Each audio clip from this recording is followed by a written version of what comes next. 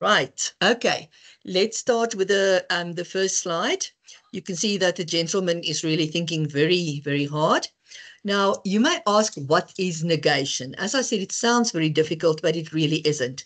It's the negative form of a statement that has been made. So when you make a statement and you negate that statement, you give the negative form.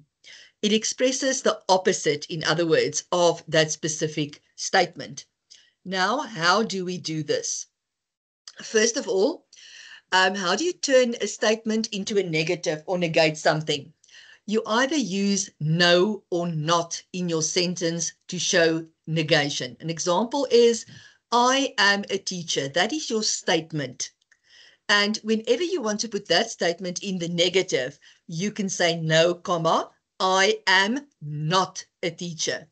Very important is you don't have to use the no at the beginning of the sentence. You can sometimes also, it depends on the question that you are asked. You can use not to change the statement into a negation or a negative. Also very important, I'm going to say it now and I'm going to repeat it as we go on. If you look at I am a teacher, the statement, please make sure that you know what tense it is. The tense is a present indefinite tense.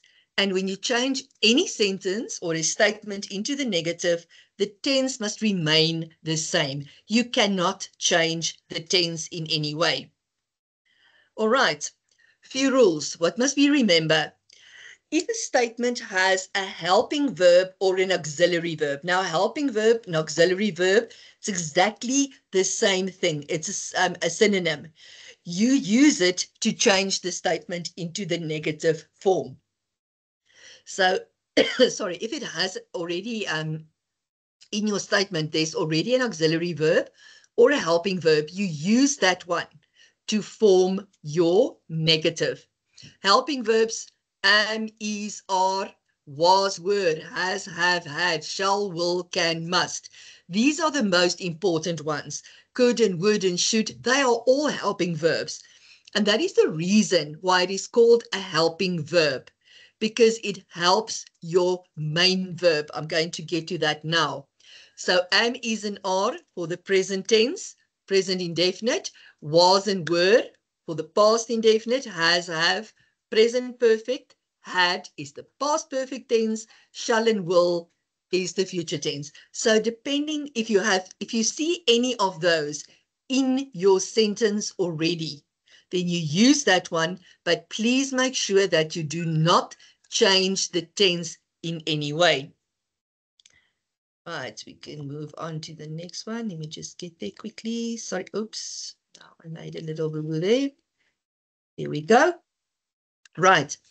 A helping or auxiliary verb, what is it? They are verbs that work with the main verb to express the tense, the mood, or the voice. So the tense, that is what I spoke about. Am, is, and are tells you it is a present tense. Your voice, active and passive voice. So these auxiliary verbs help the verb. It helps the main verb. Therefore, they are called helping verbs because they help. There are many helping verbs.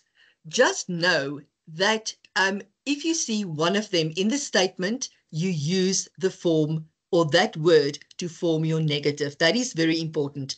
If you forget anything else, please remember that if the helping or the auxiliary verb is in the statement, you use that one. As is, you keep it to the same tense and you change your sentence into the negative. Examples to make sure that you understand. If you look at the first example, the boy can drive the car. Now, the boy cannot drive the car. And this is an important example because cannot, the negative form, is one word. Could not, the past tense. If it said the boy could drive the car, then the answer would be the boy could not, two words, drive the car. But you see the helping verb can is there. So you use that helping verb, you add not drive the car, then it is negative. The second example, it was cold yesterday. The was is already there. It tells us it's a past tense. So it was not cold yesterday.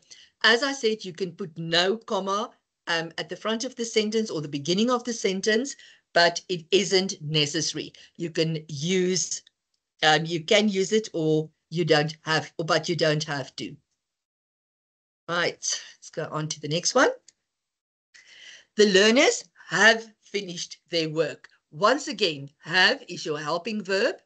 You take that and you change it into have not. The learners have not finished their work. I will travel to Durban tomorrow. Once again, you use your helping verb that has been given. I will not travel to Durban tomorrow. The girl must sing that song, and then your negative will be no, or the girl must not sing that song. So this is quite easy. If the helping verb is already there, then you use that one and it is very easy. But sometimes there isn't a helping verb. It is only the main verb. And that is where you have to start focusing. Let's look at the next slide. Okay, so there's the question. What if there isn't a helping verb already in the sentence? Then you look at the example that I gave. The girls won the trophy, or the girls won the trophy for the best netball team. So now you have won. You must know you've got the principal parts of your verbs, win, won, and won. That second column is past indefinite tense. Now, what happens if you see it is past indefinite tense? Then you use did. Did is the helping verb that you're then going to use. Also note, so whenever it is past indefinite, and you know that did is what you use. The girls did not. And then you will see did not win. I didn't say did not won. And the reason for that is the did already tells you that it is in the past tense. So you cannot put win. You have to go back to your basic form, your infinitive form of your verb to show that it is in the past tense, but you do not show it twice. So please remember this one. A lot of learners make mistakes with this. They say the girls did not won the trophy. That will be incorrect.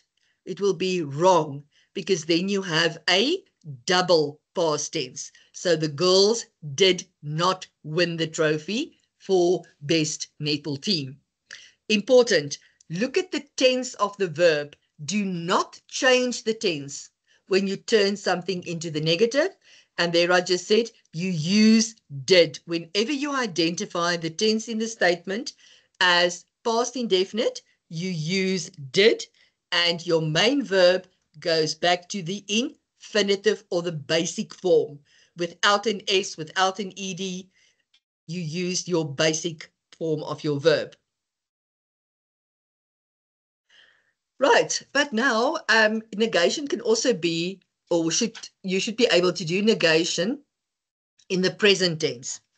But there we have two possible helping verbs that we can use, do and does.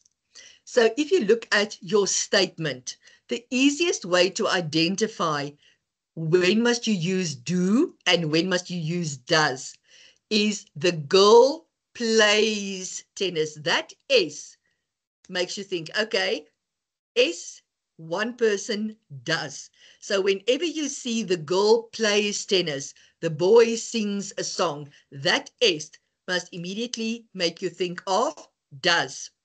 So the girl does not play tennis. And you once again see there isn't an S in plays in the second sentence because the does already tells us it is a singular. So does not play tennis. Please remember that. And then if you look at your plural, the boys play rugby every afternoon. So play there's no S, so we know, okay, it's plural, more than one, then you use do. So the boys do not play rugby every afternoon. So the tense and the concord of the main verb remains the same. So your main verb, you cannot change the tense at all. If you change the tense, then it is wrong. Say, for example, you have a sentence like, the girl was singing a song yesterday. What would the negative be? The girl was not singing a song. So if it is past continuous or present continuous tense with the ing, you keep it in the same tense with the ing.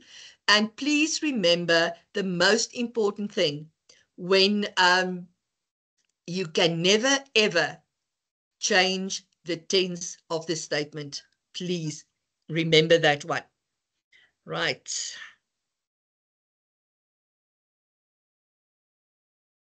Okay, that basically was negation or the negative in a nutshell.